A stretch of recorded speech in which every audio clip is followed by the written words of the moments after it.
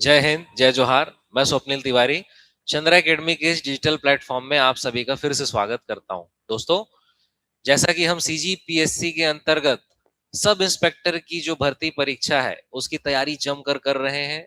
इसकी प्रारंभिक परीक्षा जो आने वाले समय में आयोजित होने वाली है, जिसके लिए चंद्रा एकेडमी की एक विशेष पहल की ही यह एक कड़ी है। यह पहल है अंतिम प्रहार सीरीज। तो अंतिम प्रहार सीरीज के अंतर्गत आज मैं आपके सामने मैथ्स का एक ब्रह्मास्त्र कहना चाहिए वीडियो लेकर उपस्थित हूं, जिसके अंतर्गत हम गणित के 30 महत्वपूर्ण प्रश्न देखेंगे। ये 30 महत्वपूर्ण प्रश्न के अंतर्गत मैंने पूरा प्रयास किया है कि अधिक से अधिक टॉपिक कवर हो सके। ये वो प्रश्न है जो परीक्षा में आ चुके हैं, हाल ही की सीजीपीएससी की परीक्षा में आ चुके हैं, क्योंकि हमारी परीक्षा जो सब इंस्पेक्टर की है इस बार सीजीपीएससी के द्वारा आयोजित की जा रही है। तो सीजीपीएससी के पैटर्न को पकड़ना हमें बहुत जरूरी है। तो जितने भी प्रश्न हैं वो ऐसे प्रश्न हैं जो घूम घूम कर परीक्षा में आते रहते हैं, प्लस उनका पैटर्न समझना आसान है। एक छोटे से वीडियो के अंतर्गत पूरे गणित जैसे एक वृहद विषय को कवर कर पाना कठिन है, लेकिन हम ये कर सकते हैं कि ऐसे प्रश्न जिसे तेजी से हल किया जा सकता है या जिसे आसानी से समझा जा सकता है, या किसी एक प्रश्न में ही बहुत सारे उसके पैटर्न को कवर कर सकते हैं। तो इस प्रकार से मैंने कुछ प्रश्नों का संग्रह किया है और उन्हीं प्रश्नों को आज मैं आपके सामने एक्सप्लेन करते जाऊंगा। आप इस वीडियो को देखते हुए अपनी प्रैक्टिस भी कर सकते हैं। जैसे ही मैं प्रश्नों पर आता हूं, आप वीडियो पॉज करके उसे सॉल्व कर सकते हैं और कमेंट पे अपना आंसर बता सकते हैं। इसके साथ ही उस प्रश्न को कैसे आसानी से हल किया जा सकता है, ये मैं आज आपको समझाने वाला हूं। तो आपका फोकस यही होना चाहिए कि अगर इस वैरायटी के प्रश्न परीक्षा में आते हैं तो उन्हें हम तेजी से कैसे हल करें। तो चलिए बिना किसी देरी के हम शुरू करते हैं। जैसे पहला प्रश्न है, आपको लग रहा होगा एकदम सरल प्रश्न है, परीक्षा में आया हुआ प्रश्न है ये, कि संख्या जो दी गई है उसमें 5 का स्थानीय मान क्या होगा। स्थानीय मान और जाति मान, प्लेस वैल्यू और फेस वैल्यू से संबंधित बहुत ही सरल प्रश्न परीक्षा में आते हैं, जो कि एकदम बोनस है। यदि परीक्षा में आ जाए तो गलत नहीं होना चाहिए, इसलिए मैंने इस प्रश्न को लिया है। जैसे इस प्रश्न में यदि मैं पूरी संख्या की बात करूं तो पूरी संख्या यहां पर दी गई है 136205। तो इस पूरी संख्या में मैं आपको सभी के लिए बता दे रहा हूं स्थानीय मान। सबसे पहले मैं जाति मान बता देता हूं। तो जाति मान तो बहुत सरल है, कुछ नहीं है। जाति मान मतलब फेस वैल्यू, जैसा उसका फेस है, जैसा वो दिख रहा है वही उसकी वैल्यू है। जैसे 1 का जाति मान 1 है, 3 का जाति मान 3 है, 6 का जाति मान 6 है, 2 का 2 है, 0 का 0 है और 5 का क्या है, 5। स्थानीय मान में थोड़ा सा चेंजेस होता है। तो सबसे पहले दशमलव के लेफ्ट साइड वाले, दशमलव के लेफ्ट में 2 के स्थानीय मान की हम बात करें तो वो क्या होगा, 2। या वो जिस स्थान पर है, इकाई के स्थान पर है, यानी 2 का स्थानीय मान क्या हो जाएगा, इकाई। ठीक। वैसे ही 6 के स्थानीय मान की हम बात करें तो 6 का स्थानीय मान कितना होगा, 60। चूंकि दहाई के स्थान पर है, 60 यदि ऑप्शन में नहीं है तो क्या हो जाएगा, दहाई। उसी प्रकार हम 3 के स्थानीय मान की बात करें तो 3 का स्थानीय मान कितना होगा, 300। चूंकि ये सैकड़ा के स्थान पर है तो इसीलिए हम इसे क्या कहेंगे, सैकड़ा। वैसे ही यहां पर एक एक का स्थानीय मान कितना हो जाएगा, 1000। चूंकि ये 1000 के स्थान पर है इसीलिए इसका स्थान होगा 1000 या 1000। ठीक। लेकिन जब हम दशमलव के राइट साइड आते हैं तो दशमलव के राइट साइड हमको कौन सा अंक दिख रहा है, 5। 5 को यदि मैं लिखूं तो ये कुल मिला के 0.05 है। 0.05 को मैं क्या लिख सकता हूं, 5। और बटे यहां पर कितना आ जाएगा, 100। चूंकि ये 5/100 है, यानी 5 का 100वां हिस्सा है ये एक प्रकार से, तो 5 का 100वां हिस्सा है, इसीलिए हम सैकड़ा नहीं बोलेंगे। इसका आंसर क्या होगा, 100वां। यही एग्जाम में हड़बड़ी में गड़बड़ी होती है, हम सैकड़ा टिक मार देंगे, जबकि इसका आंसर क्या होगा, 100वां। चूंकि 5 बटे क्या है ये, 100वां। तो चूंकि 5/100, या जैसे मान लेते हैं ये 5/10 होता तो इसे हम 10वां कहते या दशांश कहते। 5/100 है, 100वां कहेंगे या शतांश कहेंगे। 5 बटे मान लेते हैं 1000 रहेगा तो इसे हम हजारवा कहेंगे या सहस्त्रांश कहेंगे। ठीक। तो ये अलग अलग शब्द रहते हैं, तो बस याद रखना है दशमलव के इस तरफ इकाई, दहाई, सैकड़ा, हजार, 10,000, लाख, और दशमलव के इस तरफ हम जाएंगे 10वां, 100वां, 1000वां, 10,000वां, इस तरीके से आपको टिक करना है। अगला क्वेश्चन देखते हैं। अगला क्वेश्चन हमें क्या कह रहा है कि पहले 50 नेचुरल नंबर का योग क्या होगा? प्रथम 50 प्राकृत संख्याओं का योग। तो सिंपल इसका फॉर्मूला है, ये सब इंस्पेक्टर की ही परीक्षा का प्रश्न है, 2011 में आया हुआ है। तो जिन्हें पता है वो तुरंत कमेंट करके आंसर बताइए, साथ में प्रैक्टिस करते जाइए। देखिए, ये फॉर्मूला बेस्ड क्वेश्चन है, ऐसे 5-6 फॉर्मूला है जो आपको याद रखना है। परीक्षा के एक दिन पहले उस फॉर्मूला को देख के चल देना है। अगर आप मुझसे क्लास कर चुके हैं तो मैंने लिखाया ही है, नहीं तो किसी भी मैथ्स की बुक में ये पांचों छह फॉर्मूला आपको मिल जाएगा। तो प्रथम 50 संख्याओं का योग, तो प्रथम n संख्याओं का योग होता है n इंटू n प्लस 1/2। जहां पर n की जगह आपको कितना दे दिया है? 50 मान रख देना है। तो सिंपल होगा ये 50 गुणित 50 धन 1 यानी 51 बटे कितना? 2। 2 से चल देगा 25 बार, 25 एकम 25 की 5 हासिल गई 2, 25 एकम 125 और 2 127, 1275, जो कि है ऑप्शन नंबर ए। तो प्रथम n नंबर का योग, प्रथम n प्राकृत संख्याओं का योग होता है n इंटू n प्लस 1/2। अगर यही n इंटू n प्लस 1 सिर्फ रहेगा तो प्रथम n सम संख्याओं का योग है वो, ठीक। अगर यही n स्क्वायर हो गया तो प्रथम n प्राकृत विषम संख्याओं का योग है। ऐसे ही 2-4 फॉर्मूले और हैं जिसे परीक्षा के एक दिन पहले आपको जरूर देख के जाना चाहिए, ताकि अगर इससे संबंधित प्रश्न रहे वो परीक्षा में ना छूटे। अगले प्रश्न में आते हैं। अगला प्रश्न है हमारा विभाज्यता से संबंधित। ऐसे प्रश्न परीक्षा में हमारे यहाँ आते रहते हैं। लिखा हुआ है निम्नलिखित संख्याओं में से कौन इस संख्या को पूर्णतः विभाजित करेगा? तो देखिए, अभी तो सब ये 4 है और ये वाली संख्या 4 को विभाजित तो करेगी नहीं, तो आपको इसे सिंप्लीफाई करना है। सिंप्लीफाई करने का तरीका बहुत आसान है। 4 का जो सबसे छोटा पावर रहेगा उसे यहां से बाहर कॉमन ले लेना है। तो 4 का सबसे छोटा पावर क्या है? 61। तो 4 टू दी पावर 61 को मैं कॉमन ले लिया, तो यहां पूरा बचेगा क्या? 1। उसके बाद यहां बचेगा 4 की घात 1, मतलब कितना? 4। उसके बाद यहां बचेगा 4 की घात 2, 63 में से 61 निकल गया है, तो 4 की घात 2 बचा है। 4 की घात 2 मतलब कितना? 16। और वैसे ही यहाँ पर 64 में से 61 निकल गया है, तो बचेगा 4 की घात 3, और 4 की घात 3 मतलब कितना होगा? 64। अब सबको आपको जोड़ देना है, तो 4 की घात 61 तो है ही बाहर, गुणा करोगे तो ये हो जाएगा 16 और 5 80, 80 और 5 कितना हो गया? 85। अब आपको ऑप्शन को देखना है कि 85 को दी गए ऑप्शन में से क्या कोई संख्या विभाजित कर रही है? 10 भी नहीं करेगा, 13 भी नहीं करेगा, 11 भी नहीं करेगा, 3 भी नहीं करेगा। तो इसके बाद आपका अगला स्टेप रहेगा कि अगर विभाजित कोई ऑप्शन कर देता तो वही सीधा आंसर है। जैसे 85 को 5 कर देता, 5 ऑप्शन में रहता तो आंसर। 85 को 17 कर सकता है, 17 ऑप्शन में रहेगा तो आंसर। लेकिन अगर ऑप्शन में न रहे तो इसमें से एक 4 का यहां पर गुणा कर देना है, तो ये हो जाएगा 4 की घात 60 और एक 4 यहां पर गुणा हो गया, तो 4 पंचे 20, 4 अट्ठे 32 और 2 कितना हो गया? 34। क्या 340 10 से विभाजित हो जाएगा? जी हाँ, तुम्हारा सही आंसर क्या होगा? 10। ऐसे इस प्रश्न को बनाना है। मैं आशा करता हूं कि आपको चीजें समझ आ रही है। फिर से क्या कह रहा हूं कि मैंने वही पैटर्न कवर किए हैं जो जनरली परीक्षा में पूछे जाते हैं। इस वीडियो का उद्देश्य यही है कि ज्यादा से ज्यादा पैटर्न ज्यादा आसानी से आप बना सके। चलिए अगला पैटर्न देखते हैं। अगला पैटर्न लिखा हुआ है कि 2017 की घात 22 को यदि 23 से विभाजित किया जाए तो शेषफल क्या होगा? तो देखिए, शेषफल वाले इस क्वेश्चन में अगर हमें किसी अभाज्य संख्या से भाग देना होता है, प्राइम नंबर से, तो हमें सबसे पहले क्या करना है? अभाज्य संख्या में से एक कम कर देना है। 23 में से एक कम कर दिए तो कितना हो गया? 22। अब जो कम किए हैं उससे घात को भाग दे देना है और शेषफल निकालना है। तो 22 में 22 का भाग देंगे तो शेषफल रिमाइंडर कितना मिलेगा? 0। अब ये 0 बन जाएगा 2017 की घात। तो 2017 की घात 0 को अब किससे भाग देना है? 23 से। और किसी का भी पावर 0 हो जाए तो उसका मतलब क्या होता है? 1। 1/23 यानी अंत में शेषफल कितना आएगा? 1। ध्यान रहेगा।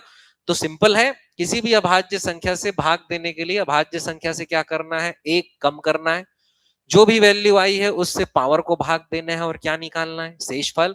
जो शेषफल आएगा वो उस संख्या का पावर बन जाएगा। मुख्य रूप से पावर को छोटा करने के लिए काम किया जाता है। तो शेषफल कितना आ गया, 0, यानी 2017 की घात 0, और किसी का भी पावर 0 क्या होता है, 1, अर्थात शेषफल क्या आएगा, 1 बनेगा।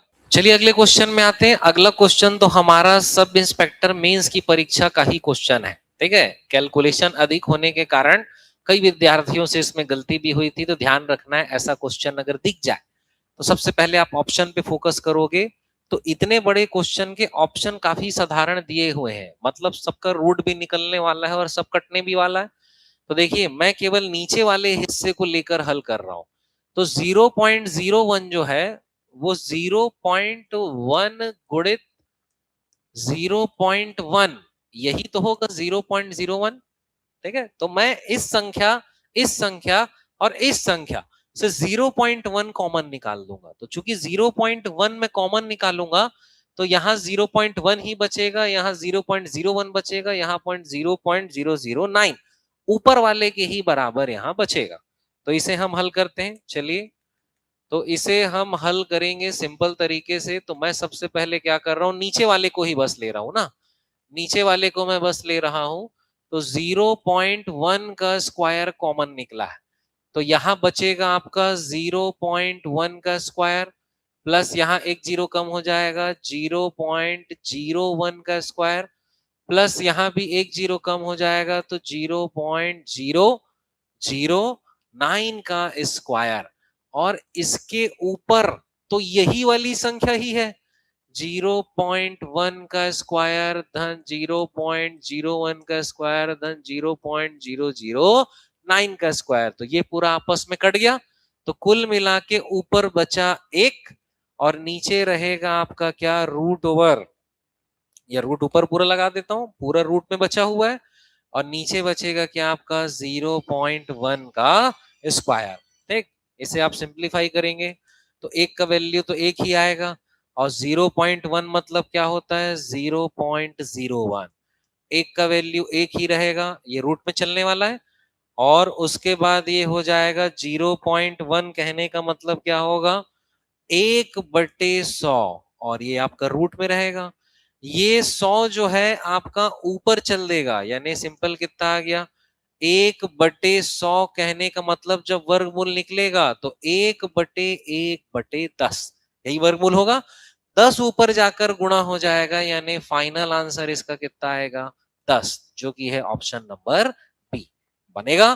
फिर से समझ लीजिए, मैं क्या किया हूं, यहां से 0.1 कॉमन ले लिया, तो अंदर क्या बचा, 0.1 का स्क्वायर, फिर 0.01 का स्क्वायर, फिर यहाँ भी एक जीरो कम हो गया 0.09 का स्क्वायर, जिससे ऊपर का दोनों सेम हो गया, नीचे केवल ये बचा हुआ है 1/0.1 का स्क्वायर, एक का वर्गमूल एक होगा, 0.1 का स्क्वायर मतलब 0.01 होगा, 1/0.1 मतलब 1/100 हो गया, वर्गमूल निकला 1/1/10, फाइनल आंसर क्या होगा, 10 बनेगा ऐसा प्रश्न।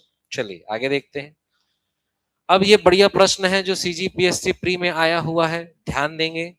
अब इस प्रश्न को जिन्हें क्लियर है ये कॉन्सेप्ट, वो बनाना भी शुरू कर सकते हैं, प्रैक्टिस भी करते जाइए। देखिए यहां पर संख्या 5 की घात 2x है, जिसके लिए हमको यहाँ x का मान निकालना होगा।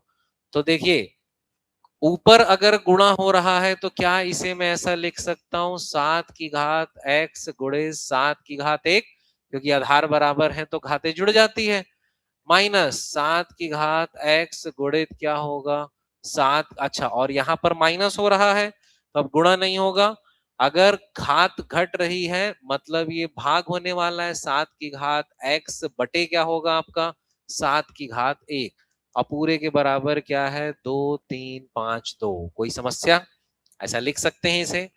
अब यदि ऐसा लिख सकते हैं तो कॉमन यहाँ पर मैं क्या निकाल सकता हूँ, 7 की घात x कॉमन निकाल सकता हूँ। तो यहाँ 7 की घात x कॉमन निकाल दिया तो यहाँ केवल क्या बचा है 7, और यहाँ पर क्या बचा हुआ है 1/7, और पूरे के बराबर कितना हो जाएगा 2 3 5 2। फिर इसे हल करेंगे, साथ ही 49, 49 में से एक गया तो कितना 48/7, तो 7 की घात x गुणित 48/7 बराबर क्या होगा 2352। अब इसे आप हल कर सकते हैं, काट दीजिए। ये आपका 3 से तो कट ही रहा है, तो 3 से कितने बार चल देगा 16 बार, 3 से कितने बार 3 सत्ते 21, 3 अट्ठे 24, बचेगा 1 और 3 चौक कितना हो गया 12। उसी प्रकार ये फिर से आपका कटेगा, 8 से तो कट ही रहा है, 8 से काट देंगे तो 8 दूनी 16, 8 निया 72, बचेगा 6, 8 ही 8 ही 64। फिर 2 से कट रहा है, 2 से कितने बार कट जा रहा है ये 2 चौक 8 और 2 निया 18। कहने का मतलब यहाँ 7 की घात x बराबर मुझे मिल गया 49 गुणित 7, नीचे का 7 बचा हुआ है, मतलब 7 की घात x बराबर 7 की घात 3, क्योंकि ये 7 की घात 2 है, तो आधार बराबर है तो घातें भी बराबर होंगी, यानी x बराबर कितना आ गया 3। यहां पर मैं मान रख दे रहा हूं, तो 5 की घात 2x, x मतलब 3, मतलब 5 की घात 6, और दिए गए ऑप्शन में 5 की घात 6 जैसा एक ही दिख रहा है 15,625। सीजीपीएससी प्री का ही क्वेश्चन है, विशेष ध्यान देंगे, क्योंकि जैसे सीजीपीएससी में प्रश्न पूछे गए हैं वैसे ही प्रश्न आपकी परीक्षा में होने वाले हैं। चलिए आगे देखते हैं। यदि दो संख्याओं का अनुपात 3:2 है और उनका HCF 15 है तो एलसीएम क्या होगा? इसको बनाना बहुत आसान है, डायरेक्ट ही बनाइए। आपको अगर एलसीएम निकालना हो तो कुछ नहीं करना है, एचसीएम का लाइन से गुणा करते जाना है। तो 15 तिया 45, 45 दूनी 90, यही आंसर है, इससे ज्यादा नहीं सोचना है, बनेगा। अगला देखते हैं। 4 पृथक इलेक्ट्रॉनिक उपकरण क्रमशः 30 मिनट, 1 घंटा, 1.5 घंटा और 1 घंटा 45 मिनट में बीप देते हैं। यदि 12 बजे सेट किया गया है तो पुनः एक साथ कब बीप करेंगे? एलसीएम वाला सिंपल क्वेश्चन है, सबका एलसीएम निकालना है, सबको मिनट में कन्वर्ट करो तो 30 मिनट मतलब 30 मिनट, 1 घंटा मतलब 60 मिनट, 1.5 घंटा मतलब कितना 90 मिनट, और 1 घंटा 45 मिनट, यानी आपका ये कितना हो जाएगा 105 मिनट। एलसीएम निकालेंगे, सब में किससे भाग जा रहा है 15 से, 15 दूनी 15 चौक 15 छक्के और 15 सत्ते। उसके बाद फिर आप भाग दोगे, 2 से जाएगा, 2 एकम 2 दूनी 2 तिया 2 सत्ते। अब किसी से जाएगा क्या? नहीं जाएगा, गुणा कर दोगे, तो गुणा कर दोगे तो 15 गुणित 2 गुणित 2 गुणित 3 गुणित 7, तो ये होगा 15 दूनी 30, 7 तिया 21, 21 दूनी 42, अब 42 तिया कितना हो जाएगा 126, तो 1260 क्या हो गया मिनट। यानी जो चारों इलेक्ट्रॉनिक उपकरण है कितने मिनट के बाद फिर से बजने वाले हैं 1260 मिनट। क्वेश्चन में लिखा है इन्हें 12 बजे सेट किया गया था, तो अगली बार कब बजेंगे? तो 1260 मिनट को घंटे में कन्वर्ट कर दोगे, क्योंकि समय हमारा 12 से एक एक घंटा, फिर दो दो घंटा, घंटे के हिसाब से चलने वाला है। तो इसे हल कर दोगे तो ये कितना आ गया आपका 21 घंटा। कहने का मतलब 12 बजे के बाद 21 घंटा, तो दोपहर 12 बजे में आप 21 घंटा को प्लस कर दोगे तो आंसर होगा सुबह 9 बजे। ये 9 बजे ये बे लिखा गया है, इसको समझ जाना, 9 बजे क्या है सुबह। भाई दोपहर 12 बजे से 24 घंटा, अगले दिन का दोपहर 12 बजे 3 घंटा कम कर दिए तो कितना 9 बजे। काफी महत्वपूर्ण प्रश्न है, ध्यान रखेंगे। फिर इसके अलावा ये आयु से संबंधित एक पेटेंट क्वेश्चन परीक्षा में आता है, इसको बनाने का बहुत सामान्य तरीका है, विशेष ध्यान रखिए। पिता और पुत्र की वर्तमान आयु का अनुपात और 10 साल बाद। तो देखिए वर्तमान आयु के अनुपात को पहले लिखना है, यानी 7:2। फिर कितने साल बाद बोल रहा है 10 साल बाद, यानी कितना है 9:4।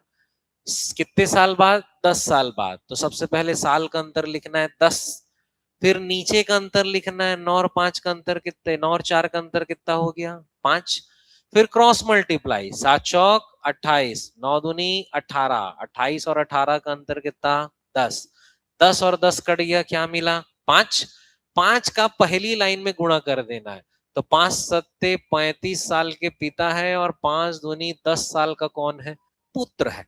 क्वेश्चन में क्या पूछा है, पिता की वर्तमान आयु कितनी आ गई 35 साल। क्लियर हुआ? ठीक, अगला देखते हैं। अगला क्वेश्चन लिखा हुआ है, अपने वास्तविक गति के 4/5 गति से चलने पर एक व्यक्ति 1.5 घंटा मतलब कितना मिनट, 90 मिनट की देरी से पहुंचता है, तो वास्तविक समय क्या है। ऐसे क्वेश्चन में कुछ नहीं करना है, ये लिखा है 4/5 और देरी कितना है 90 मिनट, वास्तविक समय 90 चौक कितना हो गया 360 मिनट या 6 घंटा। ऑप्शन में क्या दिया है 6 घंटा। डायरेक्ट ही बनाना है, प्रोसेस क्या है, 4/5 लिख दिए, 1.5 घंटा को 90 मिनट लिख दिया, 4 और 5 का अंतर 1, 90/1 यानी 90, ऊपर में गुणा कर देना है, 90 चौक कितना 360। ठीक, अगला देखते हैं। एक जलधारा का वेग 2 किलोमीटर प्रति घंटा है तथा स्थिर जल में एक व्यक्ति का वेग 6 किलोमीटर प्रति घंटा है। इस तरह धारा बहाव के विपरीत दिशा में 32 किलोमीटर जाने में लगा समय। तो देखिए समय बराबर होता है हमेशा दूरी बटे सापेक्ष चाल, रिलेटिव स्पीड। ठीक, तो समय हमको निकालना है, दूरी क्वेश्चन में दे दिया है कितना 32 किलोमीटर, धारा के विपरीत जाना है तो सापेक्ष चाल यहां पर क्या होगी, घटेगी। तो 6 में से कितना घटाएंगे 2, मतलब हो गया 32/4 यानी कितना घंटा 8 घंटा। क्या ऑप्शन में है, जी हाँ, तो यही हमारा सही आंसर है, बनेगा। चलिए अगला क्वेश्चन देखते हैं। अगला क्वेश्चन हमसे क्या कह रहा है, 90 किलोमीटर प्रति घंटे की रफ्तार से दौड़ती एक ट्रेन 24 सेकेंड में एक व्यक्ति को पार कर जाती है, तो यही ट्रेन दूसरी रुकी हुई ट्रेन जिसकी लंबाई पहली से 40% अधिक है, बढ़िया क्वेश्चन है सीजीपीएससी प्री का। तो 90 किलोमीटर प्रति घंटा से दौड़ती एक ट्रेन 24 सेकंड में पार करती है, तो इस स्टेटमेंट से हम लंबाई निकाल सकते हैं। तो देखिए यहां पर चाल दिया है और यहां पर समय दिया है, जो दूरी निकलेगा, दूरी मतलब ट्रेन की लंबाई ही है। तो चाल है 90, इसे मीटर पर सेकंड में कन्वर्ट करेंगे, मतलब 5/18 गुणा करेंगे, और समय कितना दे दिया है 24 सेकंड। तो 18 पंचे 90, अब गुणा कर देंगे, 5 पंचे 25, अब 25 गुणित 24 यानी कितना हो गया 600, यानी जो ट्रेन की लंबाई है वो कितनी आ गई 600 मीटर। अब जिसकी लंबाई पहली वाली ट्रेन से 40% अधिक है, अब अगली ट्रेन की लंबाई 600 से 40% अधिक, यानी 600 गुणित कितना होगा 140/100, 0 0 0 चला गया तो 0, और कितना हो जाएगा ये 14 छक्के 84, तो दूसरी ट्रेन की लंबाई कितनी हो गई 840 मीटर। तो यही ट्रेन दूसरी रुकी हुई ट्रेन को कितने समय में पार करेगी। तो अब समय निकालने के लिए दोनों ट्रेन की लंबाई जोड़ देंगे, 600 धन 840 बटे इस ट्रेन की चाल यानी कितनी है 90, जिसे मीटर पर सेकंड में कन्वर्ट करेंगे, मतलब गुणित 5/18। ठीक, तो लंबाइयां हमेशा जुड़ जाती है, और चाल चूंकि एक ही ट्रेन चल रही है, दूसरी ट्रेन जो है वो चल नहीं रही है, इसीलिए एक ही चाल लेंगे। तो ये हो गया 18 पंचे और 5 पंचे 25, तो ये 8 6 हो जाएगा 1440/25, काट दो। आपका 5 से कटेगा 5 बार, 5 से 2 बार, फिर 4 5 अट्ठे 40, 5 अट्ठे 40, 288/5, तो 5 पंचे 25, बचेगा 3, 5 सत्ते 35, 57.6। क्या हमारे ऑप्शन में है, जी हाँ, ऑप्शन नंबर सी 57.6 सेकेंड। चलिए आगे देखते हैं। इसके बाद क्वेश्चन नंबर 13, 78 विद्यार्थियों की एक कक्षा में 41 फ्रेंच बोलते हैं और 72 जर्मन भाषा बोलते हैं। तो देखिए क्वेश्चन हमारा वेन डायग्राम वाला क्वेश्चन है, सिंपल क्वेश्चन है। एक वेन डायग्राम आप फ्रेंच के लिए बनाएंगे, तो फ्रेंच बोलने वाले कितने हैं 41। एक वेन डायग्राम आप जर्मन बोलने वालों के लिए बनाएंगे, तो जर्मन बोलने वाले कितने हैं 22। फ्रेंच या जर्मन बोलने वाले विद्यार्थियों में से 9 दोनों में है, तो ये दोनों वाला हिस्सा कितना हो गया 9। कितने विद्यार्थी इन दोनों में से किसी भी पाठ्यक्रम में नामांकित नहीं है। अब देखिए कुल पूरी की पूरी संख्या कितनी दी है आपको 78, कहने का मतलब 78 किसके बराबर होना चाहिए, इन दोनों डायग्राम की वैल्यू, इन दोनों डायग्राम की वैल्यू यानी 41 धन 22, जो कि 9 दोनों में कॉमन है इसीलिए घटा देंगे, और इन दोनों डायग्राम के बाहर होगा जो इन दोनों लैंग्वेज को नहीं लिए हैं, यानी उनकी संख्या क्या हो जाएगी, x। अब इसे आप सिंपल हल करेंगे, तो हल कर देंगे तो 78 बराबर, इसे आप जोड़ेंगे तो ये कितना हो जाएगा 2 और 1 3, 4 और 2 6, 63 माइनस 9 धन x। तो 78 बराबर 63 में से 9 गया तो कितना 54 धन x। 54 इधर आके घट जाएगा, 8 में से 4 गया 4, 7 में से 5 गया 2। यानी जो न तो फ्रेंच वाले हैं न तो जर्मन वाले हैं, उनकी संख्या कितनी होगी 24। Option number C. ठीक।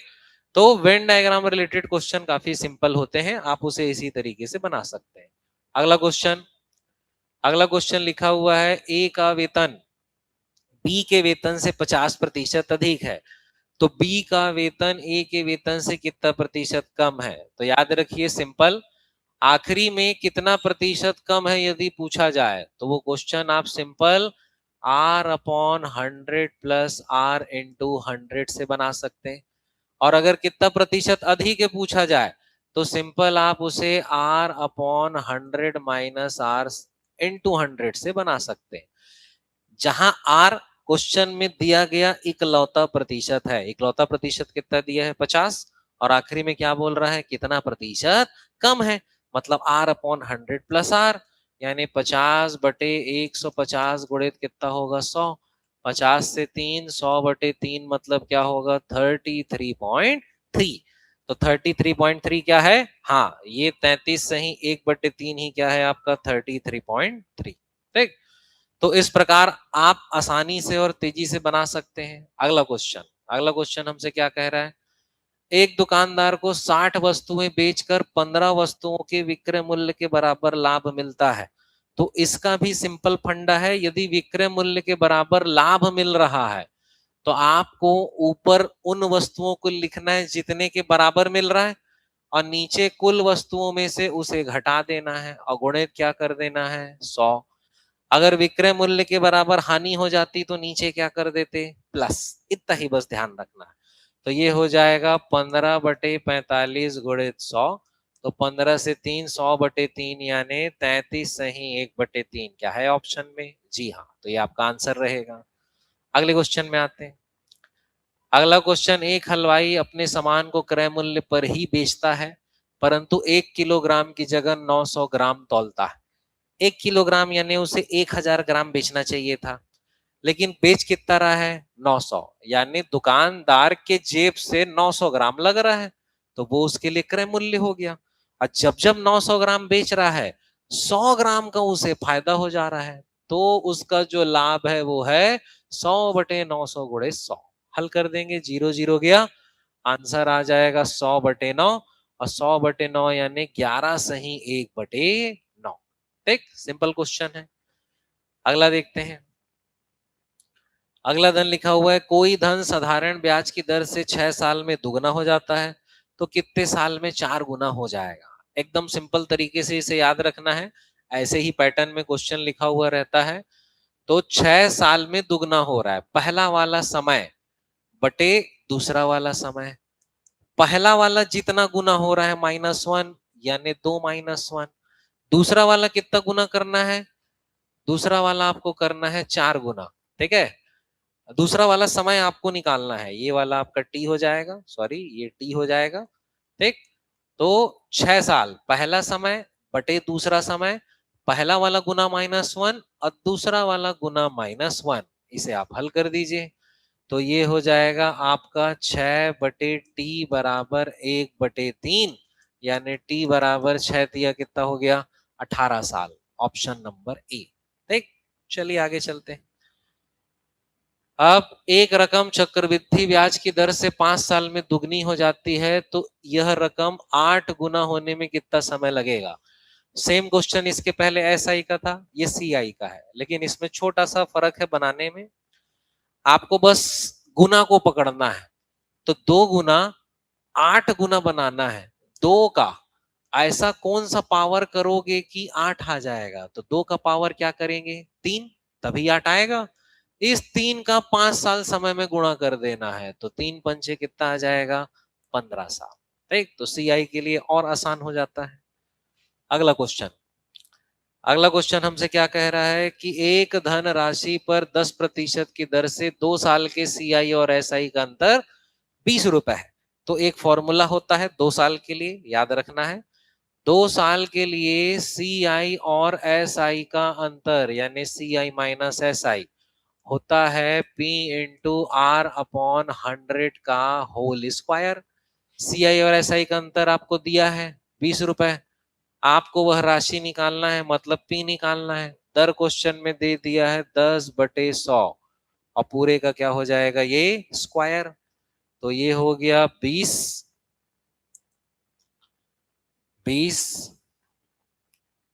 बराबर, ठीक। तो 20 बराबर P इंटू 1/10, जीरो और जीरो कट गया, 1/10 की घात कितना हो गया 2, यानी P में इधर 100 गुणा हो जाएगा, इधर 2 20 में, तो कितना आ जाएगा ये 2000 रुपए, अर्थात वह राशि कितनी है 2000 रुपए। ऑप्शन नंबर बी, ठीक। तो फॉर्मूला बस आपको याद रखना है 2 साल के अंतर के लिए, और 2 साल के अंतर के लिए ही क्वेश्चन बनता है। 3 साल के लिए अगर अंतर बना तो उसका फॉर्मूला भी कोई कठिन नहीं है। 3 साल के अंतर के लिए फॉर्मूला है आपका P इंटू आर अपॉन 100 का स्क्वायर तो रहेगा ही, इसके साथ क्या आ जाएगा 300 प्लस आर अपॉन 100। इतना ही आपको बस ध्यान रखना है, ध्यान रहेगा। तो ये है हमारा एसआई और सीआई के अंतर वाला प्रश्न, ठीक। चलिए अगला क्वेश्चन देखते हैं, क्वेश्चन नंबर 20। क्वेश्चन नंबर 20 जो है अनुपात से संबंधित प्रश्न है, बहुत सरल प्रश्न है। यहां ध्यान देंगे तो m प्लस n बराबर कितना दिया हुआ है 7, ठीक। तो उसे ही हम लेकर आगे बढ़ते हैं।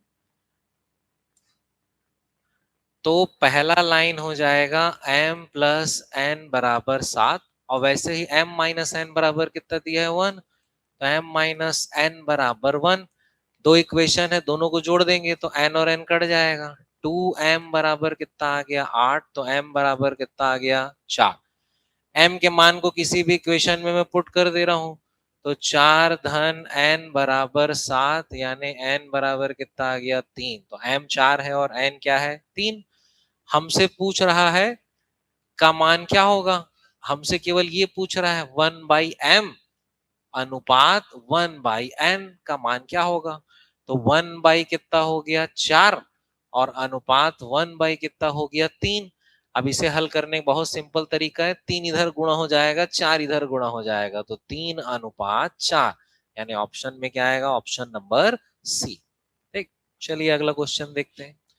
अगला क्वेश्चन हमसे क्या कह रहा है, ए और बी की आय और व्यय के अनुपात वाला प्रश्न है। देखिए बहुत सरल प्रश्न है।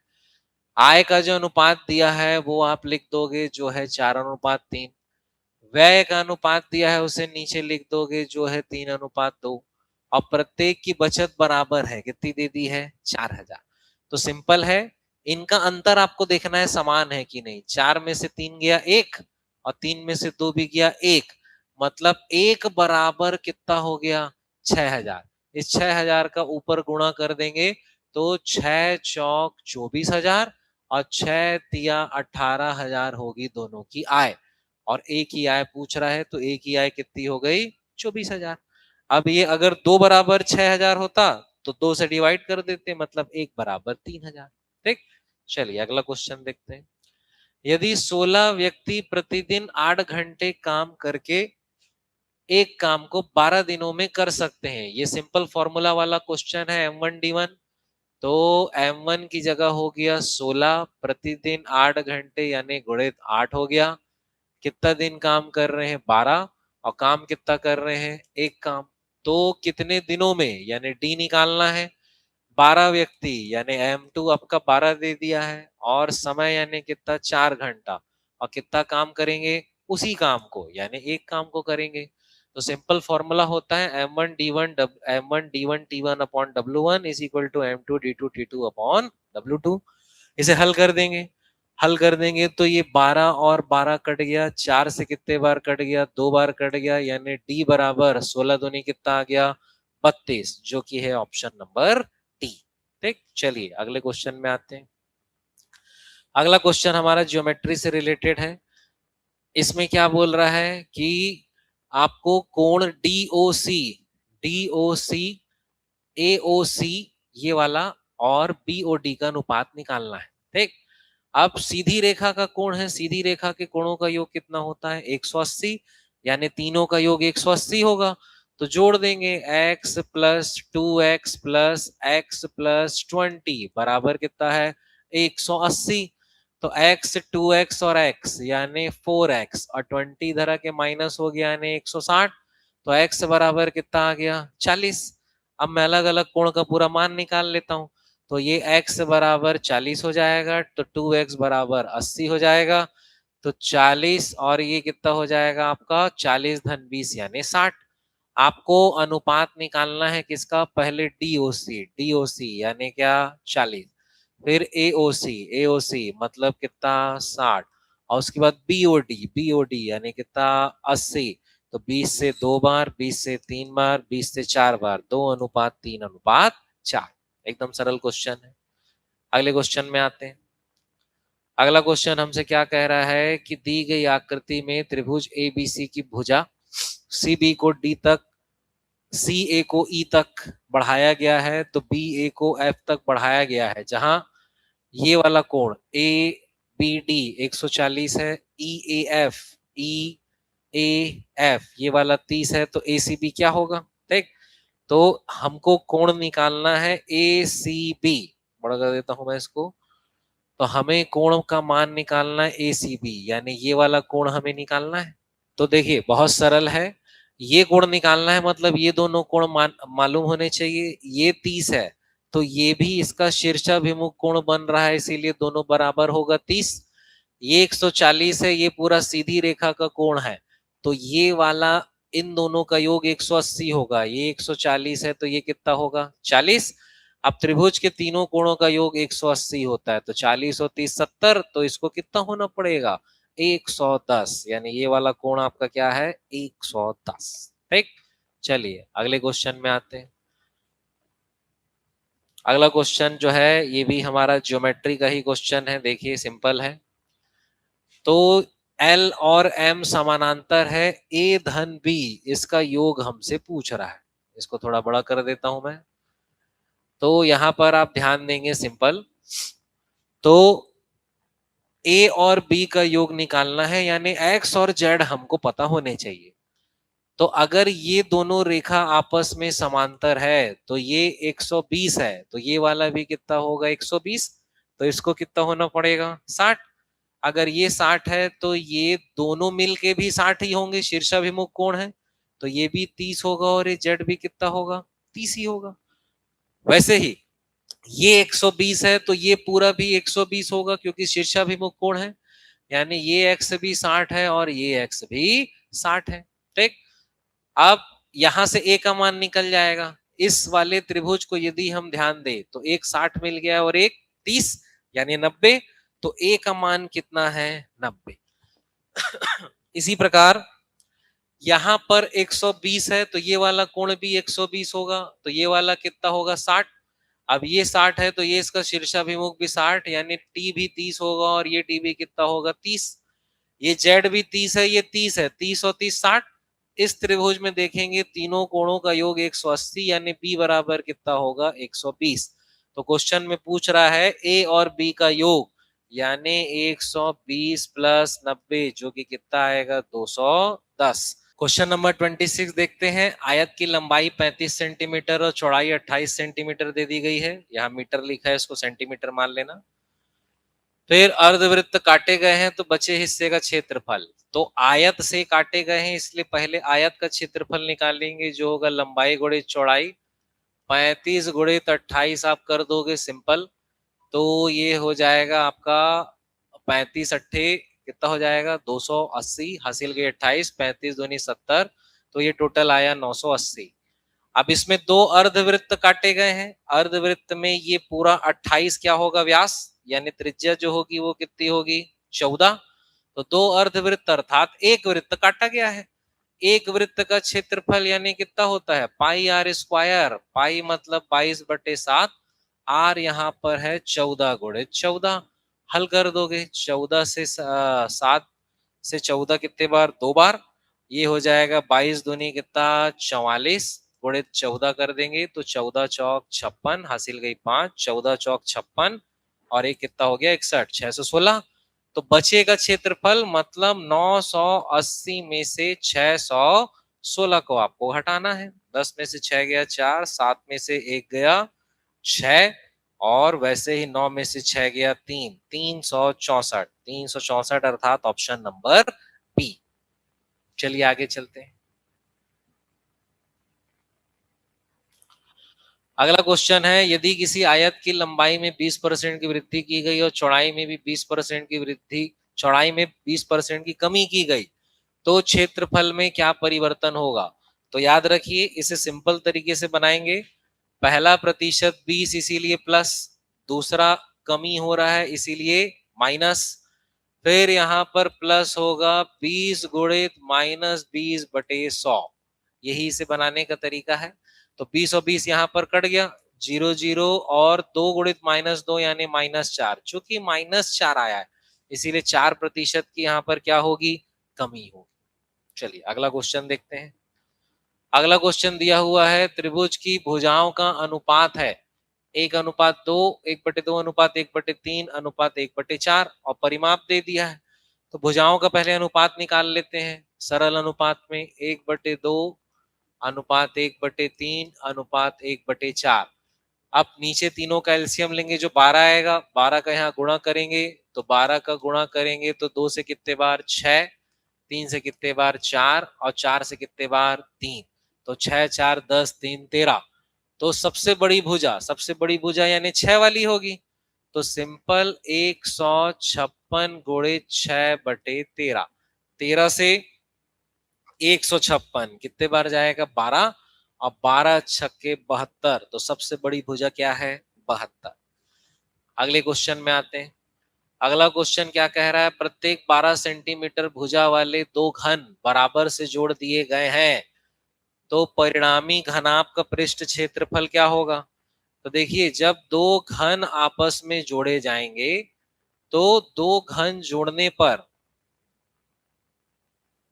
केवल और केवल इनकी जो लंबाई है वही बढ़ेगी। अगर 12 सेंटीमीटर है, ये 12 है, ये 12, यानी कुल मिलाकर कितना हो गया 24, चौड़ाई भी 12 ही रहेगी और ऊंचाई भी क्या रहेगी 12। तो अब घनाभ का पृष्ठीय क्षेत्रफल क्या होता है, 2 गुणित लंबाई गुणित चौड़ाई धन चौड़ाई गुणित ऊंचाई धन ऊंचाई गुणित लंबाई। तो 2 गुणित लंबाई अब कितनी हो चुकी है 24 हो चुकी है, तो 24 गुणित 12 धन 12 गुणित 12 धन फिर से 24 गुणित क्या होगा 12। इसे आप हल कर देंगे तो 2 गुणित, तो 12 चौक 48, 12 दूनी 24 और 2 कितना 46, 12 चौक 48, 12 दूनी 24 और 2 कितना हो जाएगा 26, फिर 12 12 144 और फिर से कितना हो गया ये 268। इन सबको आप जोड़ दोगे तो 8 और 8 16, 16 और 4 कितना हो गया 20, हासिल गई 2, 6 और 6 12, 12 और 4 16, 16 और 2 18 की 8, हासिल गई 1, 2 और 1 3, 3 और 2 5, 5 और 1 6, 680 गुणित 2 आपको कर देना है। तो ये हो जाएगा 0, 2 अट्ठे 16, 2 छक्के 12 और 1 13, 1360। ठीक, 1360। कहीं कोई एरर है देख लेते हैं एक बार। तो 12 चौक 48, हासिल गई 4, 12 दूनी 24, ये 288 है, ये एरर था। फिर से जोड़ लेते हैं।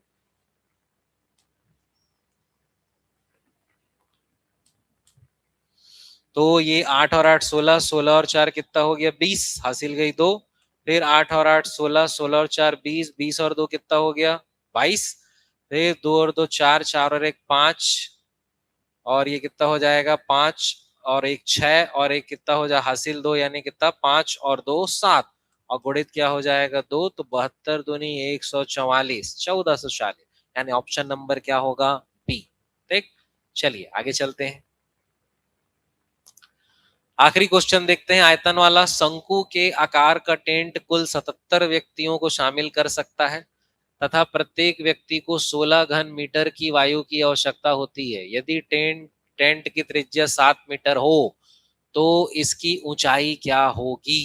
ठीक, तो देखिए क्वेश्चन में 16 व्यक्ति जो है, सॉरी 77 व्यक्ति जो है 16 घन मीटर की वायु लेते हैं, यानी 77 गुणित 16 कर दोगे तो पूरे टेंट का आयतन आ जाएगा, क्योंकि जितनी वायु है उतने ही ले सकते हैं। तो पूरे टेंट का आयतन आपका कितना हो जाएगा, 77 गुणे 16।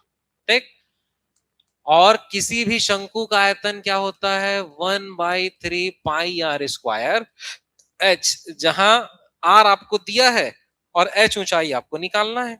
हल कर देते हैं, तो 77 गुणित 16 बराबर 1/3 गुणित 22/7 गुणित रेडियस है 7 गुणित 7 और गुणित क्या करना है आपको, ऊंचाई निकालना है। अब इसे काटते पीटते हैं, तो 7 और 7 कट गया आपका, ये 7 से ये कितने बार कट जाएगा, 11 बार। ये 11 से 22 कितने बार कट गया, 2 बार। और ये 2 से 16 कितने बार कट जाएगा, 8 बार। तो ऊंचाई बराबर 8 दिया, कितना आ गया, 24। ऑप्शन नंबर ई। ठीक, तो इस प्रकार से लगभग 30 महत्वपूर्ण प्रश्न हमने कवर किए हैं जो एसआई की प्रारंभिक परीक्षा के लिए महत्वपूर्ण हो सकते हैं। हमारा आज का उद्देश्य ये रहा है कि प्रश्नों को आसान तरीके से कैसे बना सकते हैं, तो वो हमने आज देखा है। इसके अलावा किसी भी टॉपिक पर यदि आपको डाउट है तो आप सीधा मुझसे संपर्क कर सकते हैं, कमेंट करके अपना फीडबैक बता सकते हैं। तो चलिए आज के लिए इतना ही रखते हैं। आप सभी को सब इंस्पेक्टर की प्रारंभिक परीक्षा के लिए हार्दिक शुभकामनाएं। फोकस्ड होकर बनाइए, प्रश्नों को गलत नहीं करिए, जितना ज्यादा से ज्यादा हो सकता है आसान तरीके से बनाने का प्रयास कीजिए। All the best.